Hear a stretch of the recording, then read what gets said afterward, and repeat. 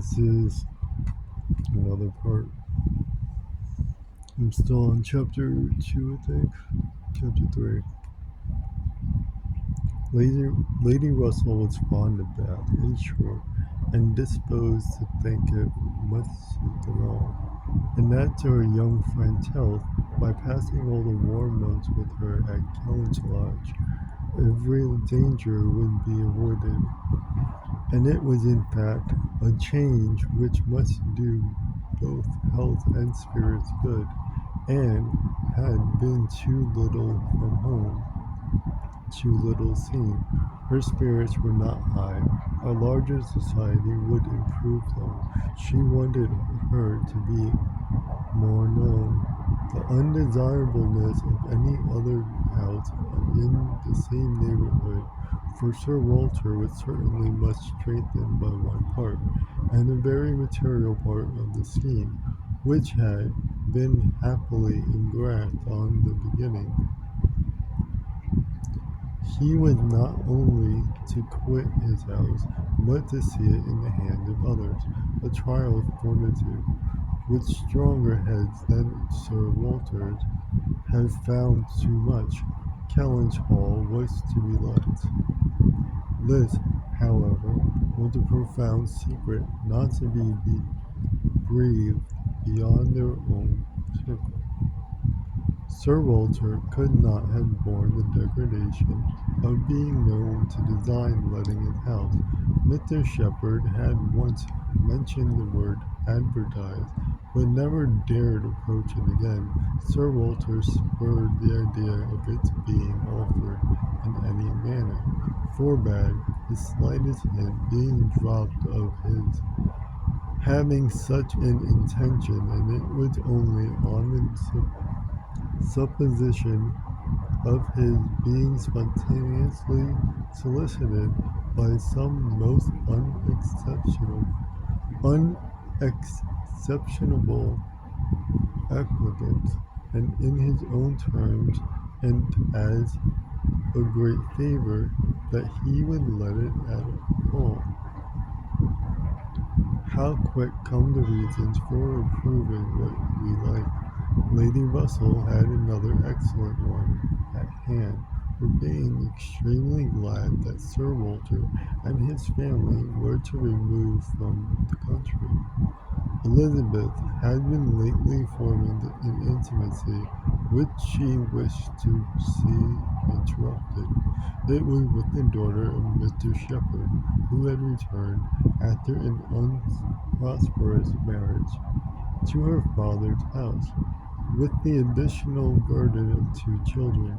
She was a clever young woman, who understood the art of pleasing at least at Kellynch Hall, and who had made herself so acceptable to Miss Elliot, and to have been already stayed there more than once, in spite of all that Lady Russell, who thought it a friendship quite out of place, could hint of caution and reserve.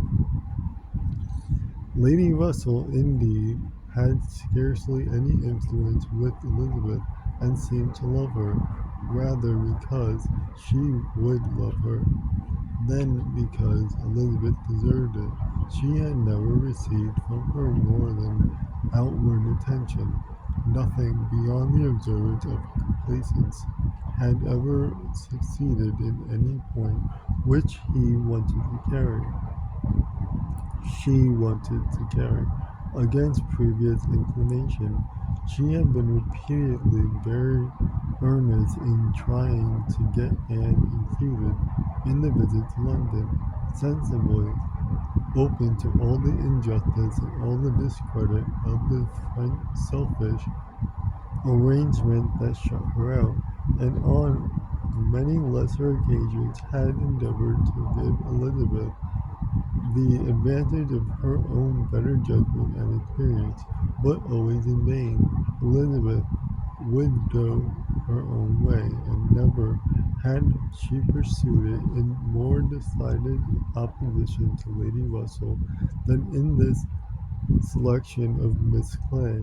turning from the society of so deserving a sister to bestow her affection and confidence on one who ought to have been known to her but the object of distant civility. From situation, Miss Clay was, in Lady Russell's estimate, a very unequal, and in her character she believed a very dangerous companion, and a removal that would leave Miss Clay behind and bring a choice of more suitable intimate within Miss Elliot's reach was therefore an object of first-rate importance. Chapter 3.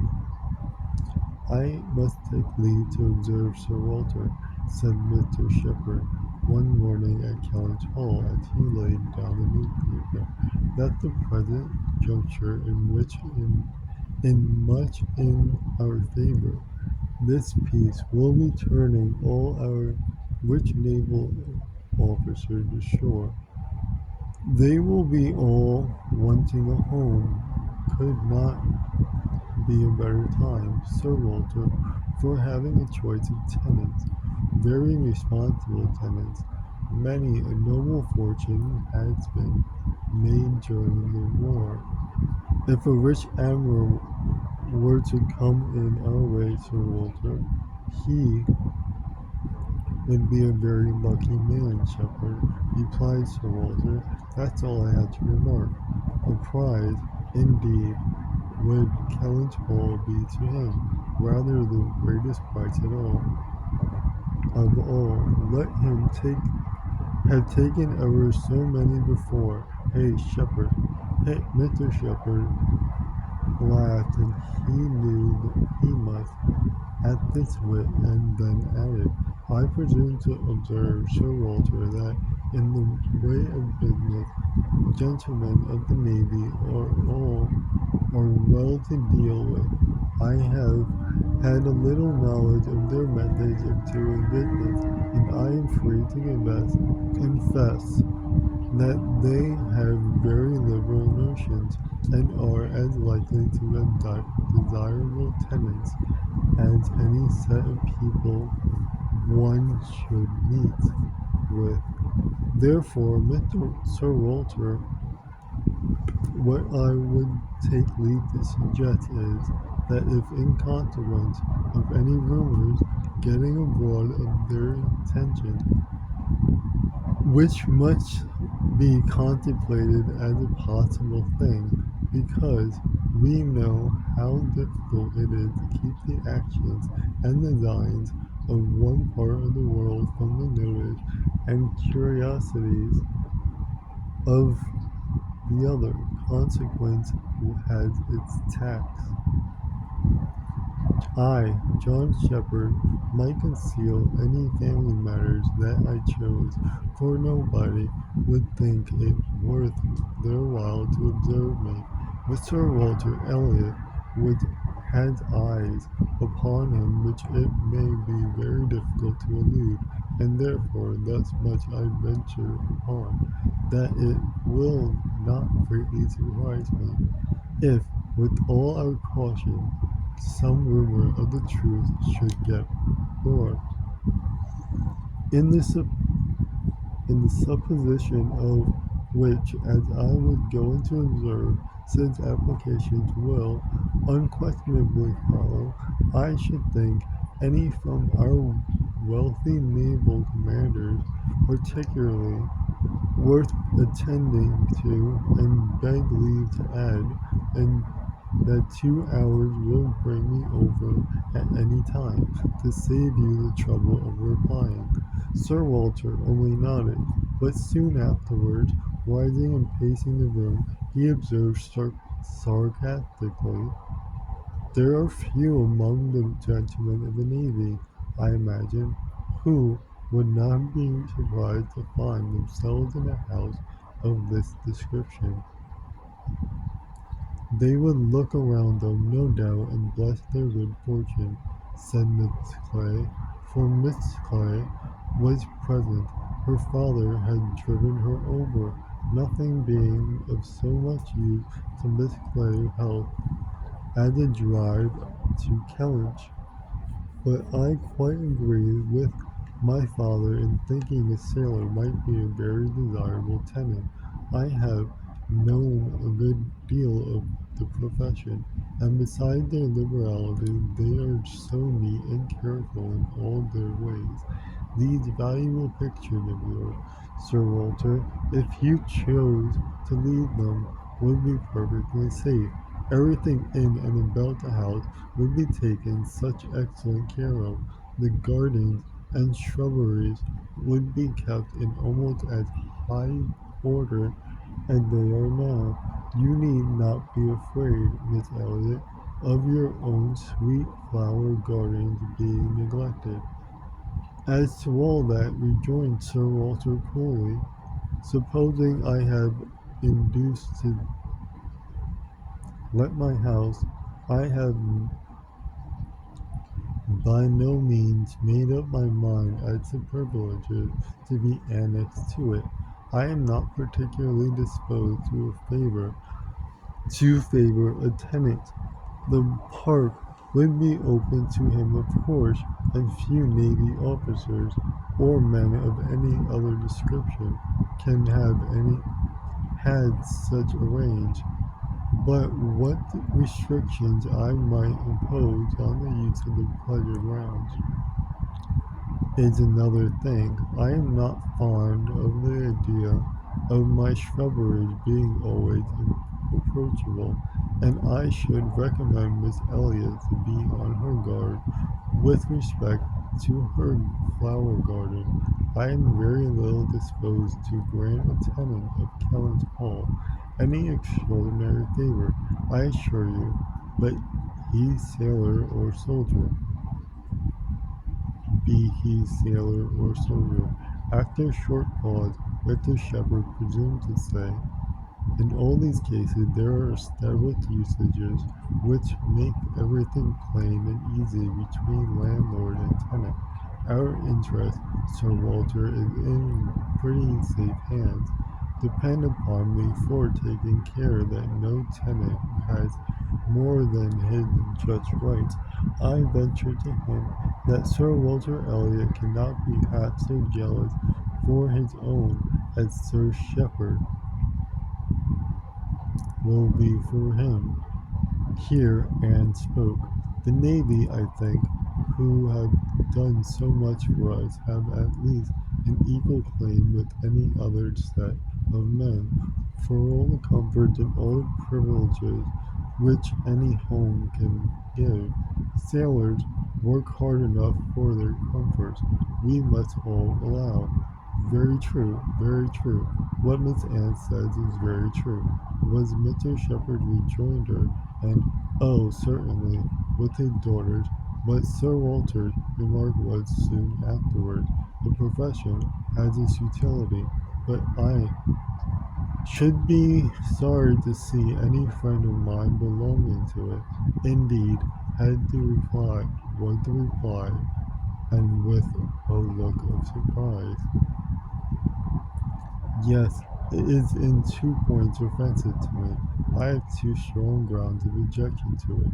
First, as being the means of bringing persons of obscure birth into undue distinction and raising men to honours which their fathers and grandfathers never dreamt of; and secondly, as it cuts up a man's youth and vigour most horribly. A sailor grows old sooner than any other man. I have observed it all my life.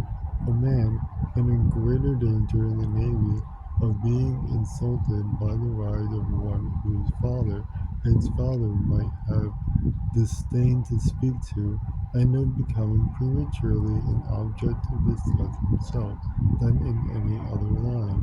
One day, last spring, in town, I was in company with two men, striking distances of what I am talking of. Lord St. Ives, whose father we all know to have been a country curate, without bread to eat, I was to give place to Lord St. Ives and a certain Admiral Baldwin. and most deplorable-looking personage you can imagine. His face the color of mahogany, rough and rugged to the last degree, all lines and wrinkles, 9 gray hairs of his side, and nothing but a dab of powder at top. In the name of heaven, who is that old fellow? Said I to a friend of mine who was standing near Sir Basil Morley. "Old fellow," cried Sir Basil, "it is Admiral Baldwin. What do you take his age to be?" "60," said I, "or perhaps 62." "40," replied Sir Basil, "40 and no more." Picture to yourselves my amazement. I shall not easily forget Admiral Baldwin. I never saw quite so wretched an example of what a seafaring life can do. But to a degree I know it is the same with them all. They are all knocked about, and exposed to every climate and every weather, till they are not fit to be seen. It is a pity they are not knocked on the head at once before they reach Admiral Baldwin's age. "Nay, Sir Walter," cried Miss Clay, "that is being severe indeed. Have a little mercy on the poor men. We are not all born to be handsome. The sea is no beautifier, certainly. Sailors do grow old betimes. I have observed it. They soon lose and the look of youth. But then, is not it the same with many other professions? Perhaps not most others. Soldiers in active service are not at all better off, and even in the quieter professions there is a toil and a labor of the mind, but not of the body, which seldom leaves a man's looks to the natural effects of time. The lawyer plods, quite careworn. The physician is up at all hours, and travelling in all weather, and even the clergyman, who stopped a moment to consider what might do for the clergyman, and even the clergyman, you know, is obliged to go into infected rooms, and expose his health and looks to all the injury of a poisonous atmosphere.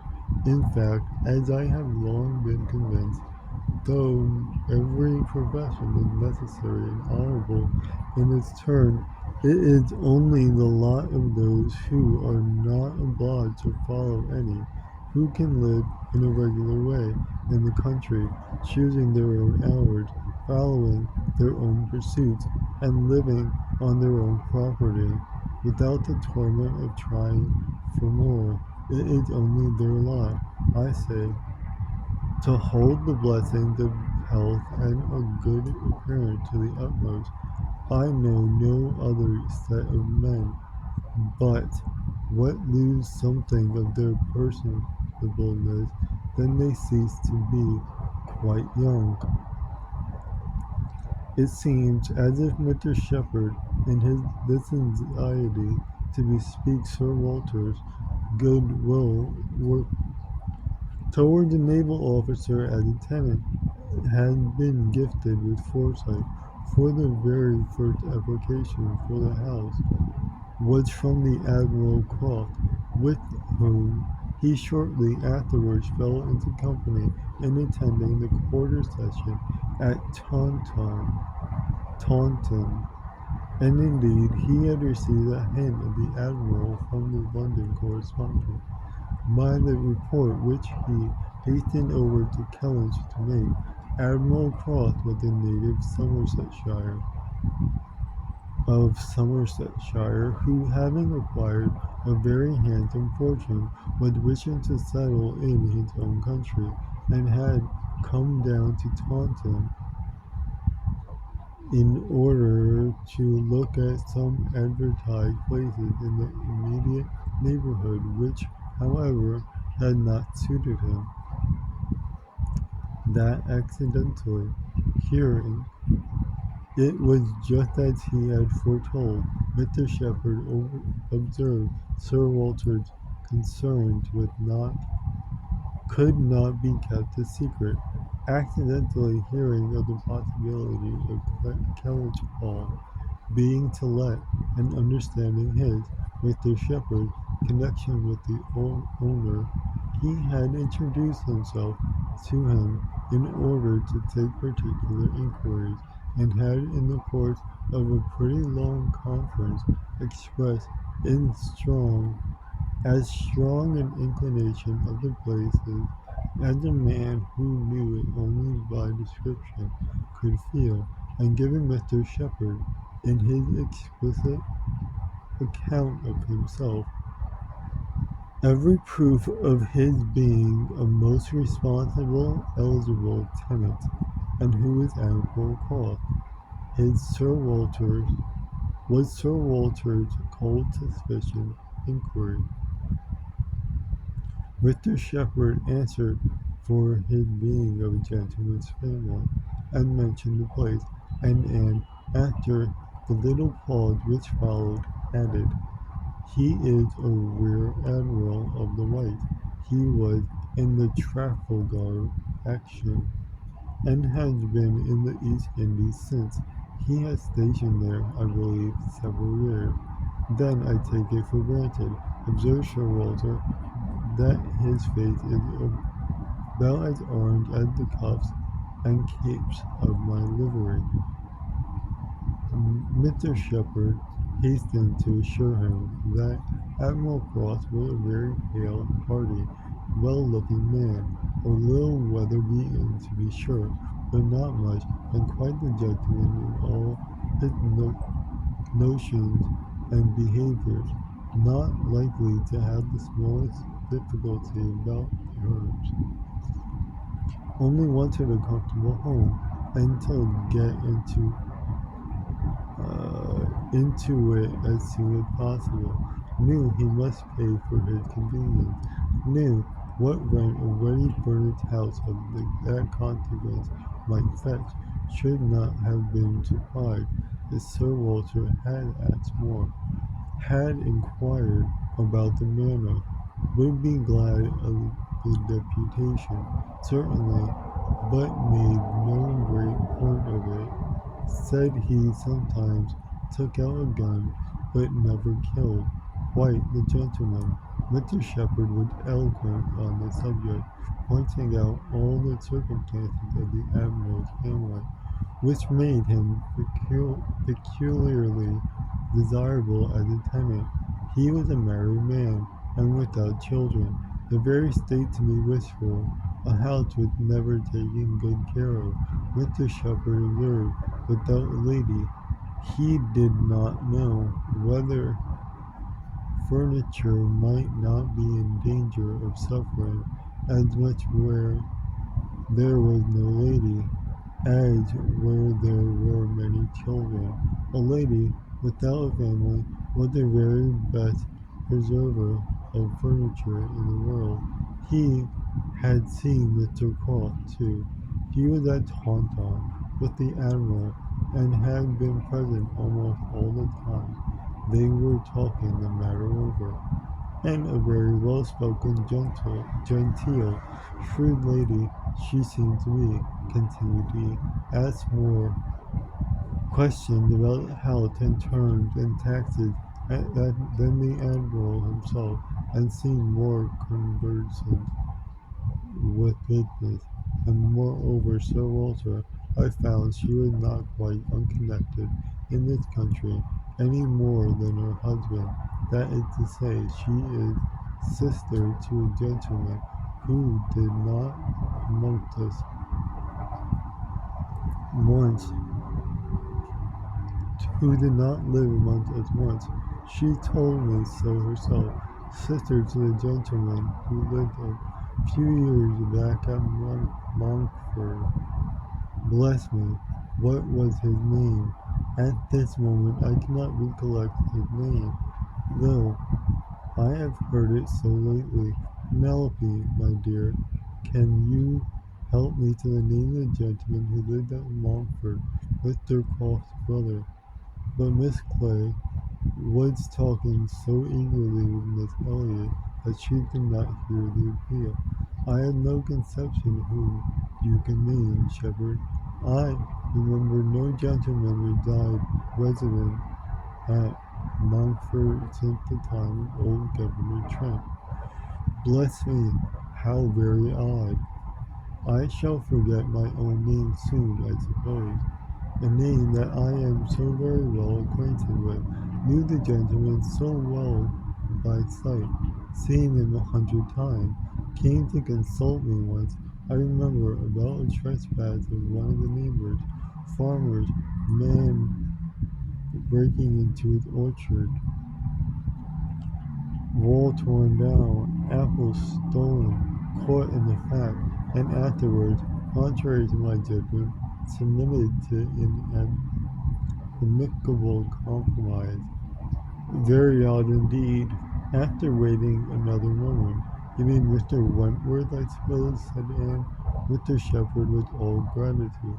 Wentworth was the very name. Mr. Wentworth was the very man. He had the curacy of Monkford. You know, Sir Walter, some time back, for 2 or 3 years, came there about the year five, I take it. You remember him, I suppose, I'm sure. Wentworth? Oh, aye, Mr. Wentworth, the curate of Minkford. You misled me by the term gentleman. I thought you were speaking of some man of property.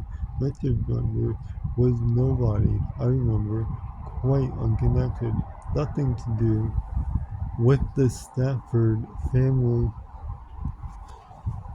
One wonders how the name of many of our nobility became so common. And Mr. Shepherd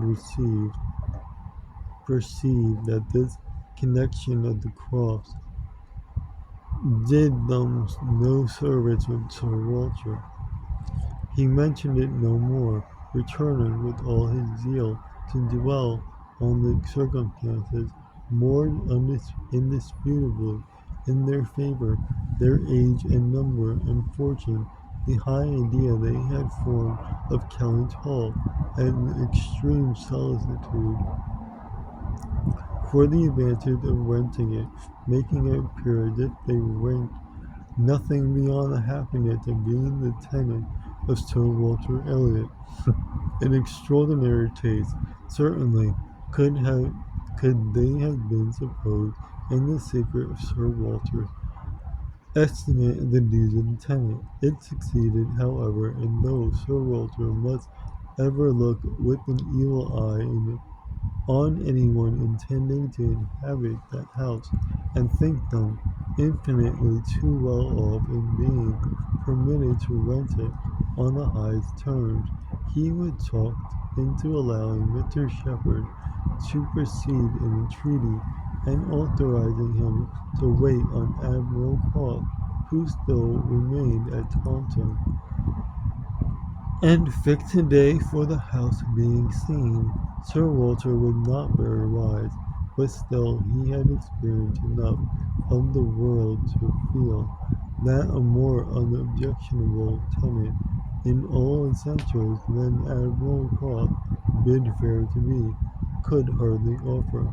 So far went his understanding, and his vanity supplied a little additional soothing in the Admiral's situation in life, which was just high enough and not too high.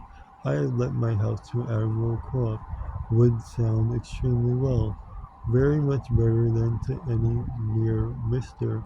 A Mr., save perhaps some half dozen in the nation, always needs a note of explanation. An Admiral speaks his own consequences, and at the same time one can never make a baronet look small. In all their dealings and intercourse, Sir Walter Elliot must ever have that precedence. Nothing could be done without a reference to Elizabeth. But her inclination was growing so strong for a removal that she was happy to have it fixed and expedited by a tenant at hand, and not a word to suspend decisions was uttered by her. Mr. Shepherd was completely empowered to act, and no sooner had such an end been reached than Anne, who had been a most attentive listener to the whole, left the room to seek the comfort of cool air for her flushed cheeks, and as she walked among her favorite groves, said with a gentle sigh, "A few months more, and he, perhaps, may be walking here." Chapter 4. He was not Mr. Wentworth, the former curate of Monkford, however suspicious appearance may be, but a Captain Frederick Wentworth, his brother, who, being made commander in consequence of the action off St. Domingo, and not immediately employed, had come into Somersetshire in the summer of 1806, and having no parents living, found a home for half a year at Monkford. He was at that time a remarkably fine young man, and a great deal of intelligence, spirit, and brilliancy, and Anne, an extremely pretty girl with gentleness, modesty, taste, and feeling, half the sum of attraction on either side, which have been enough, for he had nothing to do, and she had hardly anybody to love. But the encounter of such lavish recommendations could not fail. They were gradually acquainted, and when acquainted, rapidly and deeply in love. It would be difficult to say which had seen high perfection to the other, or which had been the happiest, she in receiving his declarations and proposal, or he in having them accepted. Captain Frederick Wentworth,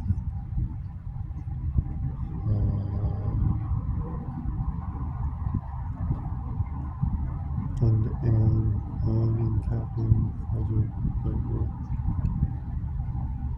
A short period of exquisite felicity followed, and but a short one. Trouble soon arose. Sir Walter, on being applied to, without actually withholding its consent, or saying it would never be, gave it all the negative of being astonishment, great coldness, great silence, and a professed resolution of doing nothing for his daughter. He thought it a very degrading alliance. And Lady Russell, though with more tempered and pardonable pride, received it as a most unfortunate one.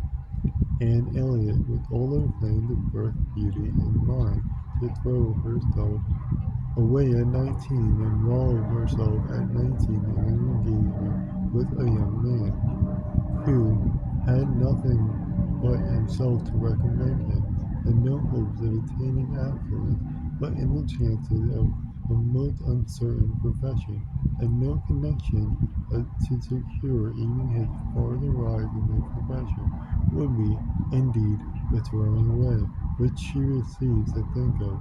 Anne Elliot, so young, known to so few, to be snatched off by a stranger without alliance of fortune, or rather sunk by him into a state of most wearing, anxious, youth-filled dependence. It must not be, if by any fair interfering of friendship, any representations from one who had almost a mother's love and mother's rights, it would be prevented. Captain Wentworth had no fortune. He had been lucky in his profession, but spending freely what had come freely, had realized nothing. But he was confident that he should soon be rich, but full of life and ardor. He knew that he should soon have a ship and soon be on a station that would lead to everything he wanted. He had always been lucky. He knew he should be so still. Such confident, powerful in its own warmth and bewitching in the which often expected, most often must have been enough for Anne, but Lady Russell saw it very differently. His sanguine temper and fearlessness of mind operated very differently on her. She was in it but in an aggravation of an evil. It only added dangerous character to himself. He was brilliant. He was headstrong. Lady Russell had little taste for wit, and if anything approaching to imprudence a horror, she de- she deprecated the connections in every light. Such opposition as these feelings produced was more than Anne would combat. Young and gentle as she was, it might yet have been possible to withstand her father's full will, though unsoftened by one kind word or look on the part of her sister. But Lady Russell, whom she had always loved and relied on, could not, with such steadiness of opinion and such tenderness of manner, be continually advising her in vain. She was persuaded to believe the engagement a wrong thing, indiscreet, improper, hardly capable of success, and not deserving it. But it was not a merely selfish passion under which she acted in putting an end to it. Had she not imagined herself consulting his good even more than her own, she could hardly have given him up. The belief of being prudent and self-denying, principally for his advantage, was her chief consolation under the misery of parting, of final parting. And every consolation was required for chief consolation under the misery of a parting. She had to encounter all the additional pain of opinions on his side, totally convinced and unbending, and of his feeling himself ill-used by so forced a relinquishment. He has felt the country in consequence.